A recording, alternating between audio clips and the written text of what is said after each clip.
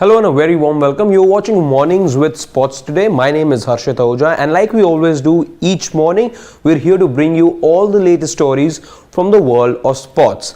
Let's just begin and tell you what's the biggest development in the sporting world right now. Yes, you read that right. Manchester United are up for sale. Finally, after a lot of pressure was being put on the top brass, it now appears that Manchester United will be heading towards a sale now, and that's got to do with that Cristiano Ronaldo interview, plus all the pressure that's been mounting on the Glazer family for the last 16 odd months. And as a result, now we see Manchester United being up for sale. Now we'll give you more developments on that, but first let's tell you what the club has had to say with regards to this development. The club has now gone ahead and said that the board will consider all strategic alternatives, including new investment into the club, and I'll tell you a little more about that, a sale or other transactions involving the company. That's the latest update, and that's the official statement that Manchester United have put out on their website. And when they talk about investment into the club or a sale, we'll talk about the sale bit in a bit.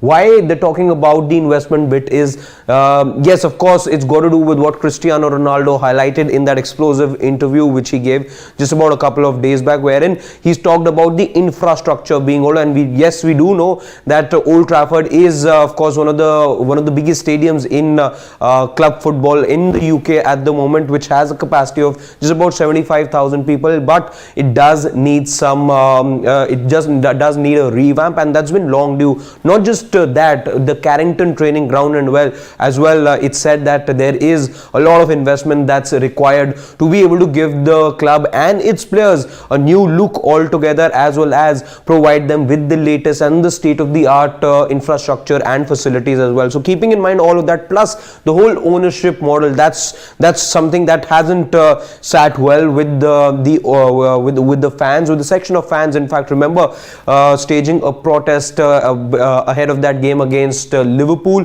which is why the game was also rescheduled. This year as well, when that game happened, there were protests all around Old Trafford. Yes, we saw those Glazer out banners as well inside the stadium. So a lot of pressure was mounting, and with that explosive interview that Cristiano Ronaldo gave, there was even more pressure on the United top brass, and as a result, we now see the Glazer family looking for alternatives now. As the statement also says, the club statement says that they are looking for strategic alternatives, and the Glazer family also in many ways has said something like that. Now when we talk about the Glazers and their ownership, the fact that this is something that hasn't really gone down well with a section of Manchester United fans, it's to do with the fact that when they bought the club in 2005 for $1.34 billion, or roughly about 790 million pounds, there was a lot of debt that was taken by the Glazer family, and that was then transferred to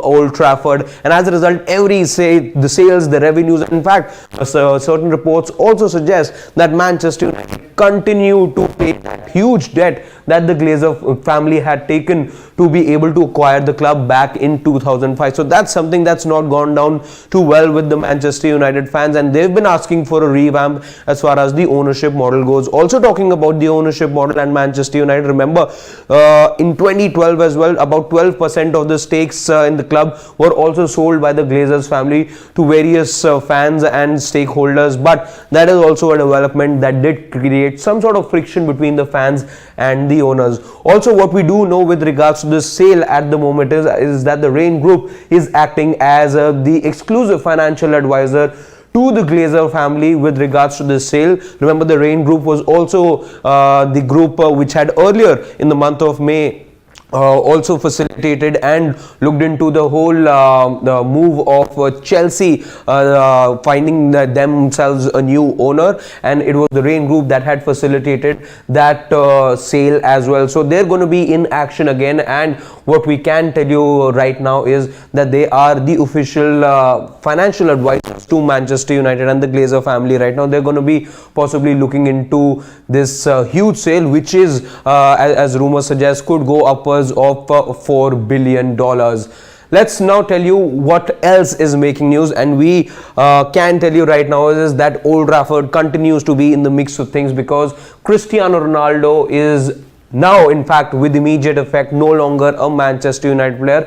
Yes, he's left Manchester United. He is presently with the Portugal squad, who are in Qatar right now. Remember, he's leading them in the World Cup. But after that explosive interview which he gave to Piers Morgan, wherein he said that he doesn't respect Manchester United coach Erik ten Hag. Remember, Cristiano Ronaldo has not had a great season at Manchester United.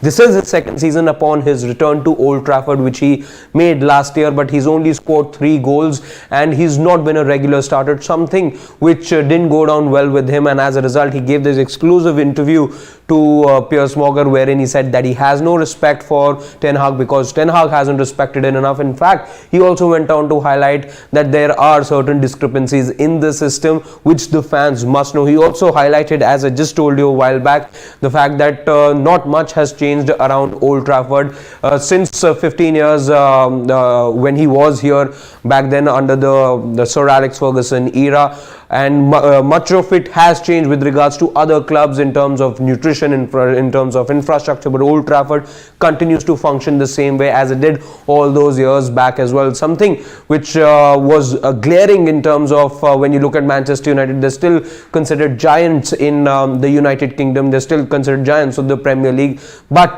for these revelations to come out and for Cristiano Ronaldo to say all of this was indeed something glaring. But what has he really said? Let's tell you what Cristiano Ronaldo has said. This is the official statement that's come from the 5-time Ballon d'Or winner. He says that I love Manchester United and I love the fans. That will never ever change. However, it feels like the right time for me to seek a new challenge. So that's the official statement that Cristiano Ronaldo has put out ever since it was broken to the world that both Manchester United and Cristiano Ronaldo had officially and mutually agreed to part ways with each other. So a mutual agreement. Yes, there were talks about Manchester United exploring legal ways in terms of ending his contract. Remember, there was a huge wage bill as well that United were footing all of this while a staggering 500,000 pounds is what the 5-time Ballon d'Or winner was getting from Manchester United. We'll have to wait and watch who exactly will be up for paying that kind of a wage bill. There definitely won't be a lot of teams around that can afford Cristiano Ronaldo at the moment, and we'll have to wait and watch as to what his next destination will be. But that's all about football. Let's now shift our focus to cricket. Yes, there will be a new format for the T20 World Cup, which will now be played in 2024 in West Indies and in the USA, and there is going to be a new format the ICC has announced now. There will be a detailed video on this which we will come up with very shortly, but for now what we can tell you is there will be 20 participating countries. Unlike what we've seen in any of the tournaments before, this is going to be the maximum or the highest number of teams which we'll ever see participate in a T20 World Cup. The first round will be followed by a Super 8 stage, which will give 2 teams from each group will then make it to the semis. So we start with 20 teams which will be part of 5 groups of 4 teams each, after which we will look at a Super 8 stage, followed by which the top 2 teams will then make it to the semi-finals, after which of course we will have the final take place. So that's as far as the new format of the T20 World Cup is concerned. Let's also tell you what else is making news in the world of cricket at the moment. Yes, you do recognize Martin Guptill. He is one of the popular players when it comes to the T20 format of the game, a certain legend of the game as well, but he now becomes the 3rd player to be released. Yes, he is no longer part of the central contracted players as far as New Zealand cricket goes. He is the 3rd player to be released. Very recently we saw Trent Boult and Colin de Grandhomme also being put off from that list, and Martin Guptill now becomes the 3rd player to be released from the central contract, the list of players who've been centrally contracted. When we talk about the other 2 players, yes, just like them, Martin Guptill as well will be available to play for the New Zealand team if he gets selected. So that's the caveat there. If he's selected and if he's available during that time, he will and he can continue to play for New Zealand. But as we will be seeing, and as we've already seen with Colin de Grandhomme and with Trent Bolt. They've already signed up for the T20 leagues. We could in all likelihood be seeing Martin Guptill be part of several T20 leagues. Yes, he continues to remain a player who can be explosive, and that's been his nature.